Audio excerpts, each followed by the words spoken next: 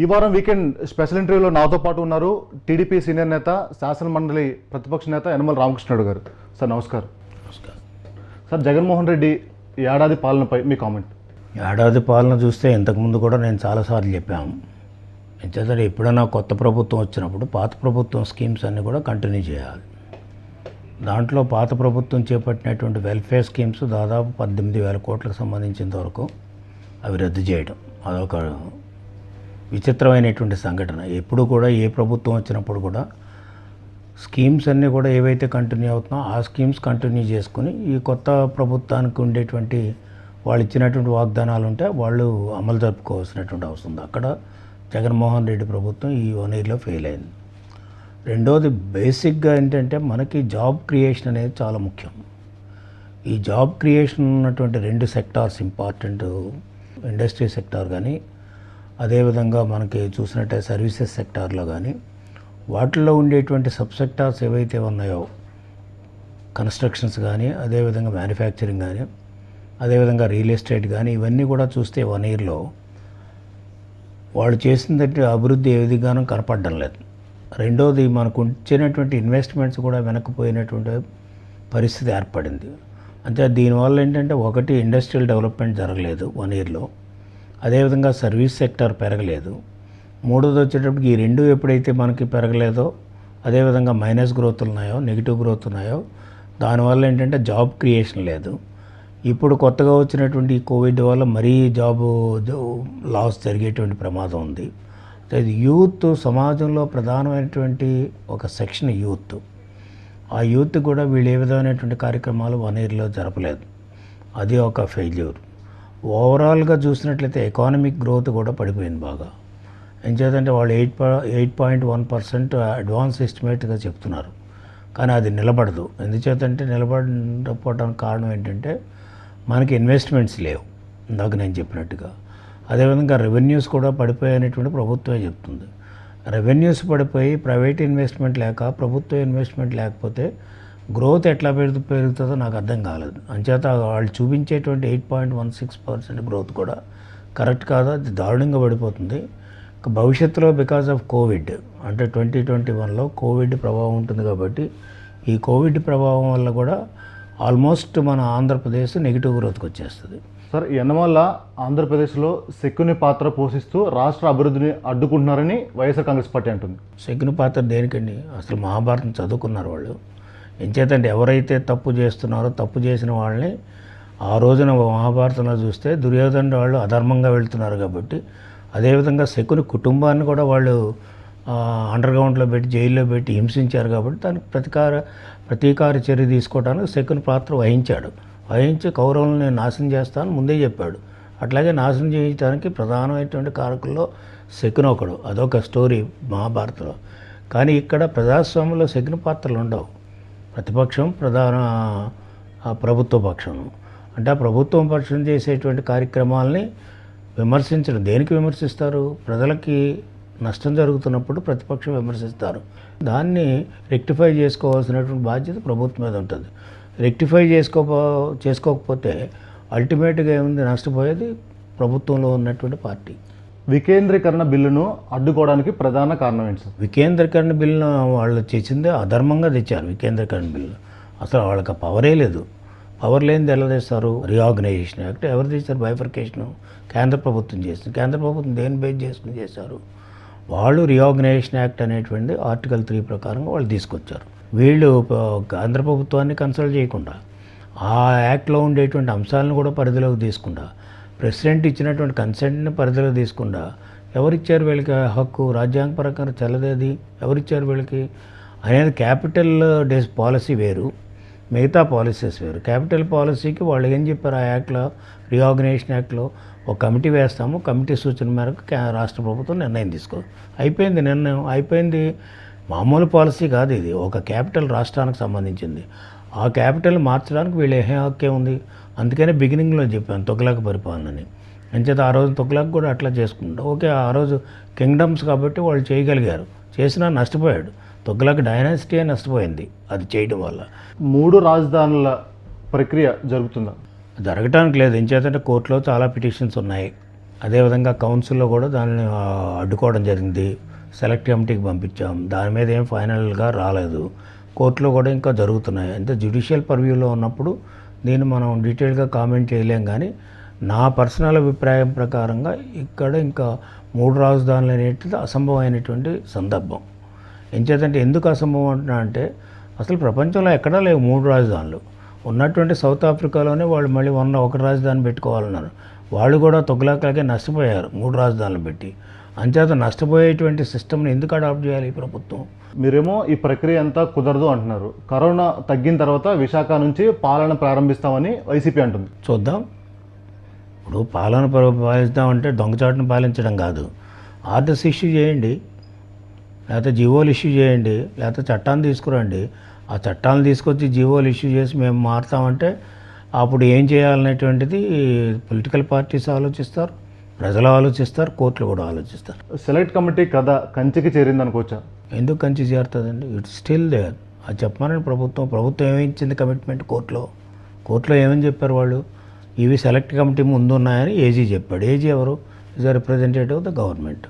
చేసిన తర్వాత ఏజీ చెప్పిన తర్వాత కోర్టులో ఉన్న తర్వాత ఇప్పుడు సెలెక్ట్ కమిటీ ముందు ఉన్నదని వాళ్ళే ఒప్పుకున్న తర్వాత సెలెక్ట్ కమిటీ కంచికి ఎట్లా వెళ్తుంది? రాష్ట్ర ఎన్నికల కమిషనర్గా రమేష్ కుమార్ కొనసాగే అవకాశం ఎంతవరకు ఉంది? కోర్టులో ఉంది కాబట్టి ఇష్యూ కోర్టును అప్రోచ్ చేయడం కూడా కోర్టు డెసిషన్ ఏమొస్తుందో చూడాలి. హైదరాబాద్లో బీజేపీ నేతలు నిమ్మగడ్డ భేటీపై మీ అభిప్రాయం ఏంటి? It's no way concern with me. గతంలో మీరు అప్పులు చేయడం వల్లనే రాష్ట్రానికి ఈ పరిస్థితి ఏర్పడిందని ఇప్పుడున్న ఆర్థిక మంత్రి బుగ్గన వ్యాఖ్యలు చేశారు. అప్పుల గురించి మాట్లాడే హక్కు ఈ ప్రభుత్వానికి లేనే లేదు. అప్పులు చేయడం అనేటువంటి సహజం. ఏ ప్రభుత్వం చేస్తే కేంద్ర ప్రభుత్వం చేస్తుంది, అన్ని ప్రభుత్వాలు చేస్తే భారతదేశంలో కానీ ప్రపంచంలో ఉన్నటువంటి అన్ని గవర్నమెంట్ చేస్తారు. ఎస్, మేము అప్పు చేయలేదు అని అనడం లేదు.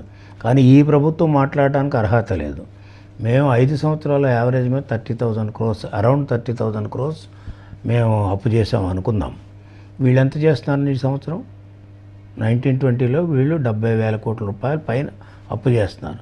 వీళ్ళకే ఎక్కడ ఉంది అసలు అప్పుల గురించి మాట్లాడటానికి? అంటే ఈ ప్రభుత్వం యొక్క చివరి దశ వచ్చేటప్పటికి 6,50,000 కోట్ల రూపాయలు దగ్గర అప్పులు చేయబోతున్నారు వీళ్ళు. అంటే అవుట్ స్టాండింగ్ డెట్ అవుతుంది. దాని మీద ఇంట్రెస్ట్ ఎంత అవుద్ది? అంటే వీళ్ళు ప్రజల మీద భారం విపరీతంగా పెరుగుతున్నారు. అంటే మీ హయాంలో 2 అంకెల వృద్ధి రేట్ అంతా మోసం అని బుగ్గన అంటున్నారు. 2 అంకెల వృద్ధి రేట్ అనేది మేము చెప్పేదే ఉంది. మేము క్యాలిక్యులేషన్స్ మెథడాలజీ అనేటువంటిది ప్రపంచవ్యాప్తంగా దేశవ్యాప్తంగా ఒకటే మెథడాలజీ ఉంటుంది. ఆ మెథడాలజీ ప్రకారంగా మేము చేసాం. అవన్నీ కూడా ఫైనల్గా ఎవరు అప్రూవ్ చేస్తారు? సిఎస్ఓ అప్రూవ్ చేస్తారు. సిఎస్ఓ అనేది స్టేట్ గవర్నమెంట్ పరిధి కాదు కదా, సెంట్రల్ స్టాటిస్టికల్ అథారిటీ ఆర్గనైజేషన్. వాళ్ళు అప్రూవ్ చేయాలి ప్రతిదీ స్టేట్ కూడా. అంచేత ఏం చెప్తున్నామంటే మీకు 4-5 సంవత్సరాలు తీసుకుంటే యావరేజ్ డబుల్ డిజిట్ ఉంది, 10.2% ఉంది. అంచేత యావరేజ్ డబుల్ డిజిట్ ఉన్నప్పుడు నువ్వు కాదని ఎట్లా అంటావు? అసలు సెంట్రల్ గవర్నమెంట్ కన్ఫర్మ్ చేసింది ఎట్లా కాదంటావు? అదేవిధంగా నీతి ఆయోగ్ కన్ఫర్మ్ చేసింది ఎట్లా కాదంటావు? అసలు వీళ్ళకి జగన్మోహన్ రెడ్డి అసలు ఎకనామిక్ గ్రోత్ గురించే అతనికి అవగాహన లేదా? లేకపోతే ఈ ప్రభుత్వం పట్టించుకోనప్పుడు ఎట్లా 8.16% ఎట్లా చూపిస్తారు? అంటే మీరు చేసిన అప్పులు తిరిగి కట్టడం వల్లే రాష్ట్ర డెఫిసిట్ తగ్గిందని వైసీపీ అంటుంది. వీళ్ళు ఏం చేస్తున్నారు అనేది మెయిన్ పాయింట్. మేము చేసినటువంటి అప్పుల వల్ల పెరిగాయి. ఓకే, ఇంట్రెస్ట్ ఎప్పుడు పెరుగుతుంది? 1956 దగ్గర నుంచి అన్ని ప్రభుత్వాలు అప్పులు తెచ్చిన ప్రభుత్వాలే. మనమే కదా ప్రపంచవ్యాప్తంగా ఈనాడు అమెరికా రిచ్ కంట్రీ అయినప్పుడు కూడా విపరీతమైనటువంటి అప్పులు తీసుకున్నారు. ఈవెన్ గవర్నమెంట్ ఆఫ్ ఇండియా ఎందుకు చేయలేదు? ఈ సంవత్సరం దగ్గర 16 లక్షల కోట్లు అప్పులు చేస్తున్నారు. అప్పు అనేది ఇంపార్టెంట్ కదా, ఇంట్రెస్ట్ పేమెంట్ చేయాలి కంపల్సరీగా, అది రొటేషను. కానీ అప్పు అనేటువంటి అంశంలో రాష్ట్ర ప్రభుత్వం కానీ రాష్ట్ర ప్రభుత్వాలు డెట్ ట్రాప్లోకి వెళ్ళకూడదు. ఇప్పుడు ఈ ప్రభుత్వం చేస్తున్నటువంటి కార్యక్రమాల వల్ల సంవత్సరానికి 70,000 80,000 కోట్లు అప్పు తెస్తే రేపు డెఫినెట్గా అంటే వీళ్ళ టర్మ్ ఎండ్కి 2024కి ఆంధ్రప్రదేశ్ని డెట్ ట్రాప్లోకి తీసుకొస్తారు. ఏ రాష్ట్ర ప్రభుత్వం అన్నా అప్పులు చేయకుండా పాలన చేయడం సాధ్యం అవుతుందా? సాధ్యం కాదు. ఇప్పుడున్న వ్యవస్థలో ఏం చేద్దాం, రెవెన్యూస్ పెరగడం లేదు ఏ ప్రభుత్వానికి కూడా. అంటే రాష్ట్రానికి ప్రత్యేక హోదా వస్తుందా? చెప్పారు కదా తీసుకొస్తామని. మరి వీళ్ళకి దాదాపు 151 సీట్లు ఇచ్చారు ఇక్కడ. అదేవిధంగా పార్లమెంట్ సీట్లు కూడా ఎక్కువ ఇచ్చారు. మరి తీసుకురావాలి కదా, తీసుకురావడం ఎందుకు మాట్లాడడం లేదు? మన బొగ్గను కూడా ఫైనాన్స్ మినిస్టర్ కలిసినప్పుడు ఎందుకు స్పెషల్ కేటగిరీ స్టేటస్ మాట్లాడలేదు? మీ హయాంలో తీసుకున్న నిర్ణయాలు అన్నింటిపైన ప్రభుత్వం విచారణ చేపడుతుంది. దీన్ని ఏ విధంగా చూస్తారు? అది అన్లాఫుల్ ఇష్యూ. ఎంచేదంటే పాత ప్రభుత్వాలు ఏదైనా చేస్తే తప్పు చేస్తే ఇష్యూ బేస్డ్ ఎంక్వైరీ చేసుకోవడంలో అది ఎప్పుడు ఉంటుంది ఏ ప్రభుత్వానికైనా. కానీ ఓవరాల్ 5 సంవత్సరాలు కలిపి ప్రభుత్వం మీద ఎంక్వైరీ చేస్తామంటే అసలు ఏ ప్రభుత్వం చేసింది ఈ ప్రపంచంలో ఎక్కడ లేదు ఆ సిస్టమ్. అంటే అక్రమాలకు పాల్పడ్డారని టీడీపీ నేతలందరిపైన కూడా చర్యలు తీసుకుంటా ఉన్నారు. ఆ లిస్టులో మీరు కూడా ఉన్నారని భావిస్తున్నారు. ఓకే, ఎంక్వైరీ చేస్తాను, చేయనివ్వండి, చూద్దాం. అంటే మీ పొలిటికల్ కెరియర్ తప్పుడు ఎంక్వైరీలు చేయడంలో ఈ ప్రభుత్వం ముందంజ వేసింది. తప్పుడు ఎంక్వైరీలు చేసి ఎంక్వైరీలు ఆ రోజున కూడా వాళ్ళు చేశారు. వాళ్ళకు ఉండేటువంటి కక్ష ఏంటంటే ఆ రోజున జగన్మోహన్ రెడ్డి వాళ్ళ నాన్న అడ్డు పెట్టుకుని క్విట్ ప్రోకోలో లక్షల కోట్లు సంపాదించాడు అనేటువంటి ఉద్దేశం మీద ఆ రోజు మేము ఇష్యూ చేసాం, ఎవిడెన్స్ చూపించాం. సిబిఐ ఎంక్వైరీ జరిగింది. సిబిఐ ఎంక్వైరీలో 43,000 కోట్ల రూపాయలు అటాచ్మెంట్ కూడా చేశారు. Is it not a fact? 11 charge షీట్లు పడ్డాయి. 43,000 crores అటాచ్మెంట్ చేస్తారు కదా ED. Is it not a fact? ఎందుకు డినై చేయలేకపోతున్నాడు? అంచేత వాళ్ళు దొంగతనాలు చేసి వాళ్ళు తప్పుడు కార్యక్రమాలు చేశారు కాబట్టి మిగతా వాళ్ళందరూ కూడా తప్పుడు కార్యక్రమాలు చేశారనేటువంటి అపోహ, అవగాహన తప్ప దాంట్లో ఏ విధమైనటువంటి నిజం లేదు. అంటే పొలిటికల్గా మీరు చాలా క్లీన్ అండ్ క్లియర్గా ఉన్నారు. మీ పైన ఇప్పటివరకు ఒక కేసు కూడా లేదు. తాజాగా మీ పైన కూడా ఒక కేసు పెట్టారు. అంటే ఇది ఏ విధంగా చూస్తారు? ఆయన తప్పుడు కేసులు కదా. ఇప్పుడు రియల్ కేసు అయితే ఐ డోంట్ బాదర్. ఒక పెళ్ళికి వెళ్ళి అక్షంతలు వేస్తే అది కేసు ఎలా పెడతారని నాకు అర్థం కాలేదు. ఒక పెళ్ళి అదేనా ఎవరు ఇంపార్టెంట్, ఒక బీసీ నాయకుడు కొడుకు పెళ్ళి. ఆ పెళ్ళి వెనకాల ఏమున్నాయో ఎవరికి తెలుస్తుంది? దట్టు మా విలేజ్లో జరిగింది, మా గుళ్ళో జరిగింది. ఆ గుళ్ళో జరిగినప్పుడు వెళ్ళి అక్షంతలు వేస్తే అట్రాసిటీస్ కేసు పెడతారా? ఏంది? Do you think it's right? Telugu Desam పార్టీలో కావచ్చు, బయట కావచ్చు, ఒక చర్చ అయితే జరుగుతుంది. చంద్రబాబు నాయుడు తర్వాత పార్టీలో నెంబర్ 2 యనమల లోకేష్ అని. దానికి ఏం ఆన్సర్ చెప్తారు? That's not correct. పార్టీ అన్న తర్వాత అందరు కలెక్టివ్ ఎఫర్ట్ అందరికీ. అంచేత ఓకే, ఎవరు అప్కమింగ్ లీడర్ కాబట్టి అప్కమింగ్ లీడర్ని డెఫినెట్గా సపోర్ట్ చేస్తాం. On the other hand I'm not much interest in politics hereafter. అంచేత I will be there in the party and I will support Chandrababu Naidu, I will support Telugu Desam party, I will support whoever is coming upwards. అంటే చంద్రబాబు నాయుడు తర్వాత Lokesh party ముందుకు నడిపించే capacity, capability ఉందని మీరు అనుకుంటున్నారు? What is wrong in it? Everybody has got. ఇప్పుడు మేము 82లో ఎన్టీఆర్తో చేసినప్పుడు we are juniors, now we are seniors, now is upcoming in politics, we support him. పార్టీలో మంచి మంచి పదవులు పొందిన వాళ్ళంతా కూడా పార్టీని వదిలేసి వెళ్ళిపోతా ఉన్నారు. 83 బ్యాచ్ అంతా కూడా ఇప్పుడు మళ్ళీ పార్టీకి అండగా ఉంటుంది. ఈ 83 బ్యాచ్ పార్టీని ఎంతవరకు ముందుకు తీసుకెళ్ళనుంది? సీనియర్స్ అంతా కూడా పార్టీ ఎట్లా నడిపించాలనే దాని మీద బాధ్యత తీసుకోవాలి. రేపు ఫ్యూచర్ అంతా కూడా యూత్ మీద ఆధారపడి ఉంటుంది. అంచేత యూత్ని ఎంకరేజ్ చేయాలి. యూత్ని ఎంకరేజ్ చేసేటప్పుడు ఒక స్టెప్ వెనక్కి ఉండాలి సీనియర్స్. బట్ పార్టీకి అన్ని విధాలుగా సహాయంతో ఉండాలి. ఆ పాలసీతో మొదటి నుంచి నేను పార్టీలో కూడా చెప్తున్నాను, ఫ్యామిలీ అయినా పార్టీ అయినా ఆ న్యూ జనరేషన్ రావాలి. న్యూ జనరేషన్ వస్తేనే ఆ జనరేషన్ వల్ల పార్టీ ఇంకొక జనరేషన్కి తీసుకెళ్ళడానికి అవకాశం ఉంటుంది. అంటే సీనియర్స్ని జూనియర్స్ని కలుపుకొని లోకేష్ తెలుగుదేశం పార్టీని ముందుకు తీసుకెళ్ళగలరా? Yes, you can do. Sir, అంటే యాజ్ ఎ సీనియర్గా లోకేష్లో చేంజెస్ చేసుకోవాలంటే ఏం చెప్తారు? ఎప్పటికప్పుడు from time to time we advise him how to go about. మొత్తం ఇంక చేంజెస్ ఏం లేవు, అంత పర్ఫెక్ట్ అంటారు లోకేష్? పర్ఫెక్షన్ వస్తుంది. పుట్టిన తర్వాత పెద్దోడు అయ్యే వరకు ఎన్నో రకరకాలు ఉంటాయి. అవన్నీ కూడా ఒకసారి పర్ఫెక్షన్ వస్తుంది. తెలుగుదేశం పార్టీ అబద్ధాల ఫ్యాక్టరీకి యనమల అధ్యక్షుడని వైసీపీ ఆరోపిస్తుంది. వాళ్ళు ఆరోపణే కదా. You are also saying its allegation is denied. ప్రధానంగా ఇప్పటివరకు రాష్ట్ర ప్రభుత్వానికి ఎన్ని మార్కులు వేస్తారు? అసలు మార్కులు వేయక్కర్లేదు. రాష్ట్ర ప్రభుత్వాన్ని ఎవరికి న్యాయం చేశారని మార్కులు వేస్తారు? ఎవరో ఒకరిద్దరికి డబ్బులు ఇచ్చిన అంతలో న్యాయం ఎట్లా అవుద్ది? ఇందాక చెప్పాను కదా, what is the development you have done in the state? మా టైంలో గ్రోత్ ఎలా ఉంది, వీళ్ళ టైంలో 1 yearలో గ్రోత్ ఎట్లా ఉంది? ఏదీ లేనప్పుడు దీనికి మార్కులు ఇవ్వాల్సిన అవసరం ఏముంది? కరోనా కట్టడి ప్రభుత్వ చర్యలు ఏ విధంగా చూస్తారు sir? Total failure is in the words of Jagan. ఎంచేతంటే ఫస్ట్ మన రాష్ట్రం కరోనా భారతదేశం యొక్క ఇట్స్ యూనివర్సల్ ఫ్యాక్టర్. ప్రభుత్వంలో ఉన్నటువంటి వాళ్ళు ఏం చేయాలి? ప్రికాషనరీస్ మెజర్స్ తీసుకోవాలి. కానీ ఆయన ఏమి ఇచ్చాడు స్టేట్మెంట్ ఫస్ట్లో? రిమెంబర్, బ్లీచింగ్ పౌడర్ను అదేవిధంగా ఇంకో ట్యాబ్లెట్ వేసుకుంటే తగ్గిపోతుంది అన్నాడు. ఆయన స్టేట్మెంట్ రికార్డులో ఉంది కదా. ఈరోజు ఏమైంది? ఈరోజు చూస్తే 2,450 కేసులు 1 dayలో ఇంక్రీజ్ అయ్యాయి. ఎందుకయ్యాయి? It's only government failure. ఆ రోజునే ఒక ప్రికాషన్స్ తీసుకుంటే ఈ రోజున ఈ స్థితి వచ్చేది కాదు కదా. వీళ్ళు ప్రికాషన్స్ తీసుకోవడంలో ఫెయిల్ అయ్యారు కాబట్టి దాన్ని ఈజీగా తీసుకున్నాడు జగన్మోహన్ రెడ్డి. ఇప్పుడేమో సీరియస్ అయింది. సీరియస్ అయిన తర్వాత we have to live with it అంటాడు. What is his comment? I don't understand. Yanamala స్టేట్లో చాలా పవర్ఫుల్ లీడర్, అంటే పార్టీ అధికారంలో ఉన్నా లేకున్నా ఆయన కీ రోల్, కానీ కాన్స్టిట్యున్సీకి వచ్చేసరికి ఎందుకు రాణించలేకపోతున్నారు దానికి ఏం చెప్తారు? వేరియస్ ఫ్యాక్టర్స్ ఉంటాయి. ఇప్పుడు వాళ్ళకి స్టాగ్నేషన్ రావచ్చు, లేకపోతే పబ్లిక్లో కొత్త నాయకత్వం కావాలనుకోవచ్చు. నేను మొదటి నుంచి చెప్తున్నాను, అందుకనే సీనియర్స్ అన్న తర్వాత ఈ నాయకత్వాల్లో స్టాగ్నేషన్ వస్తే నాయకులు లాంగ్ పెండింగ్ ఉంటే, ఇప్పుడు ఇందిరాగాంధీ ఎందుకు ఓడిపోయిందంటే ఎవరేం చెప్పగలరు? ఓకే, ఎమర్జెన్సీ అని చెప్తాం, కానీ మళ్ళీ వచ్చింది కదా. అదేవిధంగా ఎన్టీ రామారావు గారు ఓడిపోయారు 89లో, మళ్ళీ 94లో వచ్చాడు కదా ఆయన. అంచేత ఓడిపోవడం గెలవడం డెమోక్రసీలో it's not important issue. How he developed the constituency, how he represented, how he developed the character అనేది ఇంపార్టెంట్. యనమలకు అటు స్టేట్లో ఇటు నియోజకవర్గంలో చిన్న మచ్చ లేదు, కేవలం యనమల తమ్ముడు వల్ల, బ్రదర్ స్ట్రోక్ వల్లే అతనికి ఇలా జరుగుతుంది అని దానికి. అవన్నీ ఊరికే rumours. Somebody is there to steer the entire constituency. నేను ఇక్కడ స్టేట్ పాలిటిక్స్ చేస్తున్నప్పుడు లోకల్ పాలిటిక్స్ చేసుకోవాల్సిన అవసరం కూడా ఉంటుంది. నేను లేకుండా ఇంకొకరు ఎవరు లేకుండా ఖాళీగా పెడితే ఎదటి వాళ్ళు అపోజిషన్ వాళ్ళు హాయిగా ఫ్రీగా ఉందామనా? భారతీయ జనతా పార్టీతో తెగదింపులు చేసుకుని కాంగ్రెస్ పార్టీతో చేతులు కలపడం ఈ పరిస్థితి. It's a political policies will be decided by the party, not by individuals. అంచేత ఓకే, పార్టీ ఏది డిసైడ్ చేస్తే దాని ప్రకారంగా నడవడం అనేది పార్టీలో ఉన్నటువంటి నాయకులు. సృజనా చౌదరిని, సీఎం రమేష్ని టీడీపీ ఏజెంట్లుగానే బీజేపీలోకి పంపారనేది ఏమేమి చూస్తారు? Not correct. ఇప్పుడు చాలామంది పోతున్నారు. అయితే వీళ్ళందరినీ ఇప్పుడు ఎంతమంది పోయారు? ఎమ్మెల్సీస్ వైసీపీలోకి మా ఏజెంట్లుగానే పంపించామా, లేకపోతే వాళ్ళు తెచ్చుకున్నారా? అదేవిధంగా ఎమ్మెల్యేస్ని ఎంతమంది తీసుకెళ్తున్నారు? మా ఏజెంట్లుగానే వెళ్ళారా, వాళ్ళు బలవంతాన్ని తీసుకెళ్తున్నారా భయపెట్టి?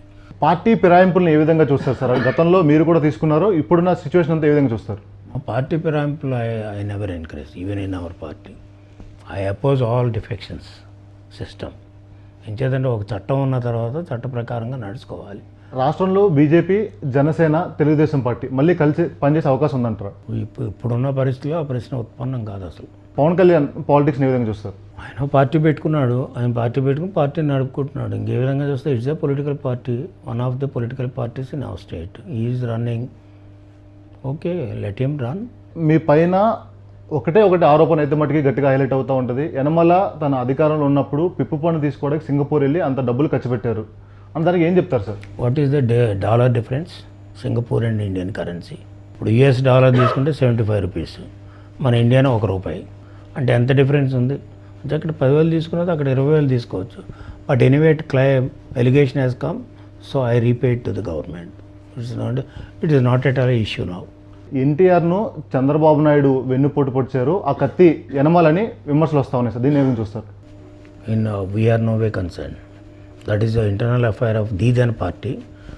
దాంట్లో ఉన్నప్పటికీ కూడా నేను I was the speaker. I never touched any political activity. అంటే ఏడాదిలో సంక్షేమ పథకాలన్నీ కూడా అమలు చేస్తామని అధికార పార్టీ అంటుంది. అంటే ఇప్పుడు ఇవన్నీ ఏ విధంగా చూస్తారు? చేయలేరు, గ్యారంటీగా చెప్పగలను. ఇందాక నేను చెప్పినట్టుగానే వీళ్ళ బారోయింగ్స్ మీద కేంద్ర ప్రభుత్వం మీద ఆధారపడినారు. కేంద్ర ప్రభుత్వం స్కీములకే 60-40 రేషియోలో ఇవ్వాలి. వీళ్ళ దగ్గర డబ్బులు లేవు. డబ్బులు లేకుండా ఎట్లా చేస్తారు? డబ్బులు లేకపోయినప్పుడు కూడా అన్నెసరీ ఎక్స్పెండిచర్, అన్ప్రొడక్టివ్ ఎక్స్పెండిచర్ బాగా చేస్తున్నాం.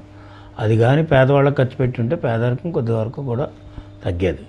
అన్ఫార్చునేట్లీ కోవిడ్ వచ్చిందా మరీ డ్యామేజ్ చేస్తుంది మొత్తం ఎకానమీని కానీ ఫైనాన్సెస్ కానీ చాలా డ్యామేజ్ చేస్తుంది. దీన్ని తట్టుకునేటువంటి కెపాసిటీ జగన్మోహన్ రెడ్డికి లేదు. దీన్ని యాక్సెప్ట్ చేసే కెపాసిటీ కూడా జగన్మోహన్ రెడ్డి లేదు. Once we accept the problem, then we can find out solution. అంచేత ఈయన యాక్సెప్ట్ చేయడం లేదు, ఈయనకి సొల్యూషన్ కూడా తెలియదు. అంచేత ఇటువంటి వ్యక్తి నడపడం వల్ల దీన్ని సమస్యలు పరిష్కారం అవుతాయని నేను అనుకోవడం. అధికార పార్టీలో ఆ ముగ్గురు ఈ ముగ్గురు అని మీ టీడీపీ నేతలు మాటికి మాట్లాడుతున్నారు. ఏంటి సార్ అది ఏ విధంగా చూడొచ్చు? I gave on statement. Jaganmohan Reddy ముగ్గురు రెడ్లని ఏం పెట్టి జగన్మోహన్ రెడ్డి అయ్యుండి ముగ్గురు రెడ్లను కూడా రాష్ట్రం అంతా ఇన్ఛార్జ్ పెట్టి 3 జిల్లాలు 4 జిల్లాలు ఒకరికి, ఇది రెడ్డిస్ పరిపాలన కాకపోతే ఏం పరిపాలన అండి? ఓకే, వేసుకోవడం అతని ఇష్టం, అందుకనే కిచెన్ క్యాబినెట్ అన్నాను నేను. ఇంకా ముగ్గురులో ఎవరు కూడా వేకర్ సెక్షన్స్ లేరా దాంట్లో వేయటానికి? అంటే వేకర్ సెక్షన్కి ఆ మాత్రం నాలెడ్జ్ లేదా? ఎవరికి ఏ విధమైనటువంటి ఇన్వాల్వ్మెంటు లేకుండా, ముఖ్యంగా బలహీన వర్గాలకు ఇన్వాల్వ్మెంట్ లేకుండా మీరు విధానాలు రూపొందిస్తున్నారు అనేటువంటి ఆ రూపొందించే విధానాలు కూడా ఎవరికి సంబంధించి ఎవరు చేస్తున్నారు? ఓన్లీ ఆ ముగ్గురే చేస్తున్నారు. ఆ ముగ్గురు మీకు అడ్వైజ్ చేస్తారు, మీరు నిర్ణయాలు చేస్తున్నారు. So it is democratic system of governance. Sir అంటే ఇసుక లిక్కర్ పాలసీని ఏ విధంగా చూస్తారు? వాళ్ళు ఎప్పుడైతే ఫెయిల్ అయ్యారో ఇసుక పాలసీ పెట్టుకున్నారు, ఓకే మేము ఉచిత ఇసుక అన్నాం, ఉచితం తీసేసి ఆయన డబ్బులు వదిలి చేయడం మొదలెట్టాడు 350 కోట్లు. ఆయన ప్రభుత్వానికి ఓకే ఆదాయం వస్తుందని చేసుకున్నాడు, దాంట్లో పాలసీ వరకు. కానీ అసలు ఆ పాలసీ ఇంప్లిమెంటేషన్లో జగన్మోహన్ రెడ్డి ఎంచిపోయినా కదా మెయిన్ ఇదంతా ఫ్రాడ్ జరిగేది. ఆ ఫ్రాడ్ జరిగినప్పుడు పాలసీ మంచిదని ఎట్లా అంటాం? లిక్కర్ కూడా అంతే, లిక్కర్ కూడా వాళ్ళే చేసుకుంటున్నారు, వాళ్ళే అమ్ముకుంటున్నారు, వాళ్ళే బ్యాక్ డోర్ మెథడ్లో చేస్తున్నారు. ఈనాడు లిక్కర్ రేట్లు ఎంత, అసలు బ్రాండ్స్ ఏం డిసైడ్ చేశారు? ఈ పాలసీస్ అన్నీ కూడా policies should be useful to the public in democracy. Policies are not suppose to be useful to the ruling party. ఇక్కడ రూలింగ్ పార్టీకి సంబంధించినటువంటి ఆ విధానాల్లో ఆర్థిక వ్యవస్థని పెంపొందించుకోవడానికి చేసినటువంటి పాలసీ కూడా దే ఆర్ రాంగ్. సార్ నా ఫైనల్ క్వశ్చన్ సార్, పొలిటికల్గా యనమల రామకృష్ణుడు సక్సెస్ఫుల్ మ్యాన్, తమ్ముడిని అసెంబ్లీకి పంపడం, అదేవిధంగా మీరు రాజ్యసభకి వెళ్ళడం అదొక్కటే అతని దగ్గర ఫెయిల్ అయింది అనే ఆరోపణలు ఏం చూస్తారు? ఫెయిల్ మన చేతిలో ఉంటుంది. ప్రజాస్వామ్యంలో పోటీలు ఎలక్షన్స్ అనేటువంటి మన చేతిలో ఉంటుంది, ప్రజల చేతిలో ఉంటుంది. ప్రజలు కావాలంటే ఓట్లు వేస్తారు, గెలుస్తారు. ఓకే అక్కర్లేదు అనుకుంటే వేయరు, అది వాళ్ళ ఇష్టం. దాన్ని మనం we can't decide on way of the public will decide. రేపు ఎలా ఉంటుందో చూద్దాం.